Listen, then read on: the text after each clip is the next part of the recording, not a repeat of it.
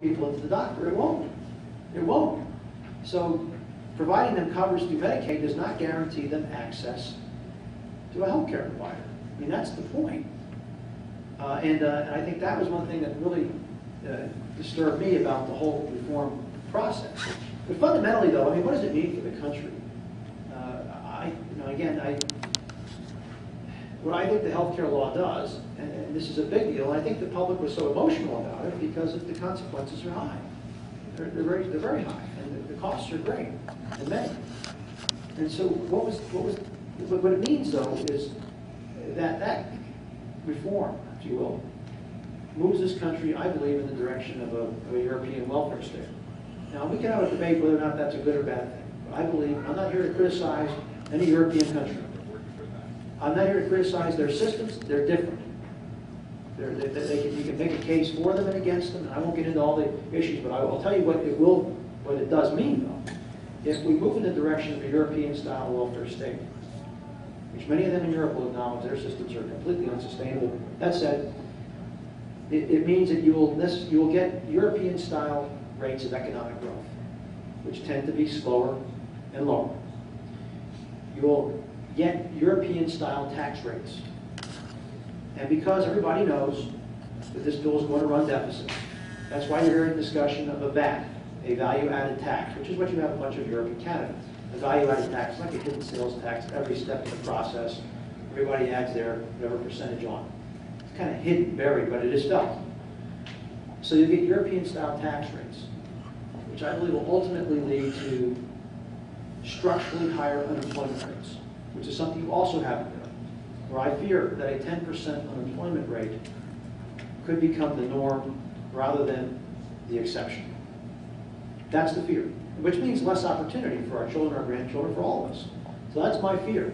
I think, and as much as I respect our European friends and partners, a lot of people in this room, I can tell, their ancestors probably came from Europe at one time or another for whatever reasons, but I know a lot of my ancestors came here either to escape persecution or to seek opportunity, economic opportunity. And they love the old country, but they came here because they wanted something better, a better life. And as much as I admire and respect them, I don't think that by replicating their systems, and they're not all the same, all their systems. I don't want to oversimplify this or overgeneralize. But I don't think we can move in that direction. And we need an American solution. I'd be happy to tell you what I think we should have done on healthcare. I think it would help us manage costs better. I'm an immigrant a proper immigrant from Canada.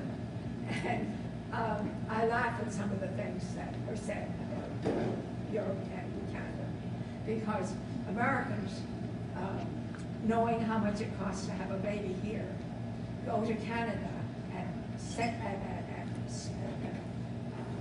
Montreal and Winnipeg and Sault Ste. Marie to have their babies. And they bring them back as though they have been born in the United States. But they get free birth help in Canada right to this day. Well, they're paid for with an 18%. I think the VAT's up around 18% in Canada. I think value-added tax pays for a lot. It's not free. I mean, they're paying taxes. Well, it depends on how much you have. Yeah. But essentially, my relatives in Canada like what they have. Even though it's different. It's different. It's different. I'm here near look, I understand that in Canada and Europe, their systems have evolved in keeping with the traditions of their country. And they complain, Americans complain that Canadians wait and wait for help. I wait and wait for help here too. Now it's a mixed bag. It's a mixed bag. I mean, I think on a lot of the more routine services, I think you're correct. You can get served reasonably quickly up north. Yeah. But just the other day, I don't know the day, maybe it was a month or two ago, the premier of New Finland, the governor of New Finland, came down to the United States to get his heart surgery. Yeah. Yeah. He couldn't get it in Quebec or Ontario, but he came to the States. And there are other celebrated cases. It may have been a more sophisticated, advanced procedure. The king of Iran came here for heart. Well, people come here and we have also another interesting statistic is we have a lot of expatriate physicians. Physicians coming from all over the world to practice medicine here for a reason. I'm not just talking from from Asia, from India and Pakistan. I'm talking